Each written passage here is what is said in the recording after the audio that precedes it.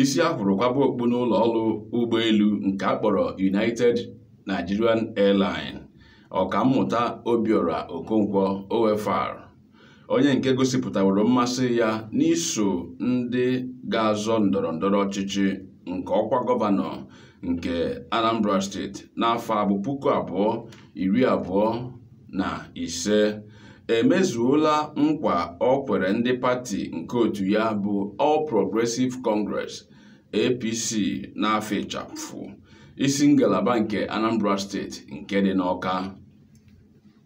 Ọkammụta Obiora Okonkwo, onye jikwa Dikeọra Idemmili wee mara, gosipụtara mmasị o nwere n'ịkwalite ọnọdụ pati ya nakwa ezi obibi ndụ nke mmadụ niile nọ n'Anambra steeti na obodo Naijiria dum. Nke a bụ nke o gosipụtara ihe site n'imezu nkwa o kwere ndị pati ya oge onyeisi APC ngalaba nke Anambra steeti Sir Basil Ejidike nakwa ọtụtụ ndị ọrụ n'ime ya bụ pati kpọgharịrị ya n'isi ụlọ ọrụ a nke dị n'Awka, ebe ọ hụrụ ọtụtụ ihe nke ekwesịrị ka emezie ma ọ bụ tinye n'ọrụ na ya bụ isi ụlọ ọrụ nke ka ọ wee kwụrụ chịm ma bụrụkwa ejiamaatụ.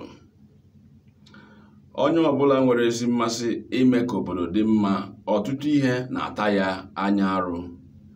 Nke a mere ka Dikeọra Idemmili kwee nkwa na ọ ga-etinye ọtụtụ ihe ndị ahụ ndị kwesịrị ka ọ dị na ya bụ isi ụlọ ọrụ.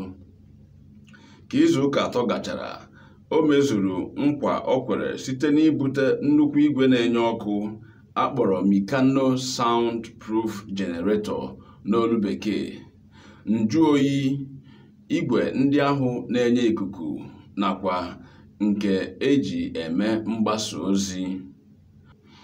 Otu onye ọrụ ya bụ Chibuike Ụlọka mere ka anyị mara na o mezukwara nkwa o kwere ha site n'inyekwu ha nde naira 20 ka ha wee tinye n'ọrụ ma gbazie ọtụtụ ihe ndị ọzọ ha chọrọ dịka ha si wee chọọ. Yeah, today, the 6th day of February 2025, the members of Professor Obiora Okonkwo campaign organization, Dikeọra OFR, we are here at the State Secretariat of APC, Anambra State. We have come to deliver these items, fans, industrial fans, this Mikano soundproof generator, and numbers of ACs to the executive and the sound system. This is a public address system, very powerful one. We are here to present to the state executive of our party on behalf of Professor Obiora Okonkwo. When he visited on the January 7th, the state ESCO, he did promise to provide all these items because he was conducted around the offices, and we noticed that there were needs for ACs, soundproof generator to power the secretariat, the fans, and the public address system for the use of the office. He did promise he was going to provide it. Today, this is a promise kept. We have come to present it officially to the state ESCO. So very soon, the chairman of the party and his ESCO members will be here to receive it officially. So before we are the members of Dikeọra campaign organization here in the state capital of Anambra State, Awka. These are the ACs. You can see for yourselves. This is a very good product. Polystar is a very good product. You can see a very big capacity public address system. You can see aux fans, and this Mikano soundproof, very high capacity. These items were provided by him as his promise to the state ESCO of APC here in Anambra State. Thank you very much. Akụkọ a si n'ụlọ ọrụ Independent African Television Channel wee bịara gị. Cheta ka ịpịa subscribe ma ọ bụrụ na ị na-elele ihe a na YouTube, ma ọ bụ follow ma ọ bụrụ na ị na-elele ya na Facebook, ka ị wee na-enweta ọtụtụ akụkọ nakwa mgbasa ozi ndị ọzọ anyị na-ewetara gị. Abụ m Chidi Ikenna Amobi. Cheta na ime ka obodo dị mma bụ oke na ọlụ mụ na gị. Tinye aka ka anyị dozie obodo anyị. I don't ever slow up, no I don't take shit. I got no love for the fakeness. If you wanna play tough and wanna hate this, I'll always show up. I don't ever slow up, no I don't take shit. I got no love for the fakeness. If you wanna play tough and wanna hate this, I'll always show up and make a statement. I don't ever slow. Gee ntị maka akụkọ anyị n'ụbọchị nke tata. Dịka mbọ a na-agba n'iweghachite nke Ogidi ji dị ebube ya na ime ka Ogidi bụrụkwa obodo dị larịị nke nwoke maọbụ nwaanyị ga-abata n'ime ya ma nwee ezigbote ndụ nakwa ezumike pụrụ iche. Isi ahụrụkwaba okpu n'ọgbakọ ndị Ogidi nke mba ụwa dum Ichie Ikwuka Okoye Anụ Mmili Ogidi na ndị otu ya eguzobela otu na-ahụ maka agụmakwụkwọ nakwa ịkwalite ihe niile gbasara agụmakwụkwọ n'Ogidi.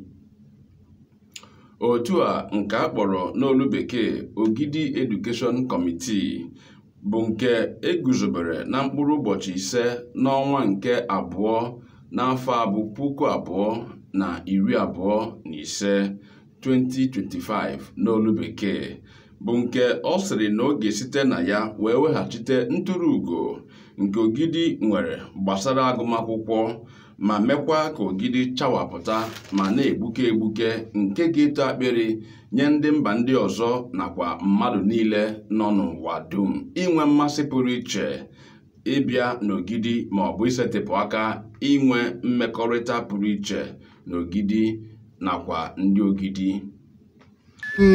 Ekene m unu. Ife anyị na-ekwu bụ onye ọbụla nwere nwa lugo ogo ịnọ n'ụlọ akwụkwọ ma ọ bụ ibu onye Ogidi ma ibu ebi n'Ogidi ebidoro n'akwa ịkwado nwa ya ojebe akwụkwọ. Skuulu ọbụla ga-emeke sure na nwere nwatakịrị arapụ during school hour ka ọ na-akpagharị. Ogidi achọghịzị mkpagharị a. No loitering, no hawking during school hours. Onye ọbụla enwetara will be arrested and handed over to the police. Ekene m unu. Ya bụ otu agụmakwụkwọ nke a eguzobere n'Ogidi bụ nke nwere isekwu mmadụ ndị eji okwu ha eme ihe na mba ụwa dum gbasara agụmakwụkwọ nke onye isi ya bụ Ọkammụta Sir G.C. Onachukwu ya na Ọkammụta Ogochukwu Ibeneme nke bụ osote onye isi foro eze ntụtụta si na ezi mmụta pụrụ iche nke sitere n'ezi agụmakwụkwọ ga-alọghachite ka Ogidi bụrụkwa obodo eji eme ọnụ gbasara agụmakwụkwọ dịka ọ dị n'oge mbụ. Ihe mbụ otu a mere bụ iguzobe ndị ọ bụ ọlụ ha ịchụ nakwa ijide nwatakịrị ọbụla nke na-agba awantịrọ nakwa ndị nke na-akpa mbadari oge ha kwesịrị ịnọ n'ụlọ akwụkwọ. Dịka otu onye so enekọta otu a anya, onye nke bụkwa ọde akwụkwọ nke ya bụ nnukwu otu ndị Ogidi akpọrọ OUN, Maazị Moneme si wee gbaa anyị ọkpa n'eze ime ka anyị mara ọtụtụ ihe nke otu a kwadoro gbasara ịkwalite agụmakwụkwọ nakwa ezi obibi nke mmadụ na ibe ya n'Ogidi, nke o kwuru na otu a amalitela ịchụ nakwa ijide ụmụntakịrị ndị dara iwu a. Ọ gara n'iru mee ka anyị mara na nke a bụ iji dọọ ndị nne na nna aka na ntị maka na nwatakịrị ọbụla ejidere ga-akpọrọ ndị ọlụ a gaa gosi ha nne ya ma ọ bụ nna ya, onye nke a ga-akpọrọ ma kpọgara ndị uwe ojii maka ezi ntaramahụhụ kwesịrị onye dara iwu dị otu a. Otu a eguzobere ọhụrụ sitere na mgbasa ozi a na-arịọ nwoke ma ọ bụ nwaanyị ma ọ bụ onye Ogidi ma ọ bụ onye bi ebi n'Ogidi ka ọ gbaa mbọ kpọrọ nwa ya ma ọ bụ ụmụntakịrị ya gadenye aha ha n'ụlọ akwụkwọ ebe ha ga-enweta ezi mmụta pụrụ iche maka na onye ọbụla enwetara ga-ata ahụhụ so ya. ị na-elele ihe a n'ụlọ ọrụ mgbasa ozi Independent African Television Channel, nke pụtara ihe n'ịgbasa ozi ọbụla nke sitere n'Afrịka nakwa mba ụwa dum. Cheta ka ị pịa subscribe ma ọ bụrụ na ị na-elele ihe a na YouTube, ma ọ bụ pịa follow nke dị n'elu onyonyo a ị na-elele ugbu a ma ọ bụrụ na ị na-elele ihe a na Facebook. Ka ọ kwụrụ gbalụ nwunye di m, chebiri anyị ọzọ n'elekere 7 nke uhuruchi echi niile. Abụ m Chidi Ikenna Amobi.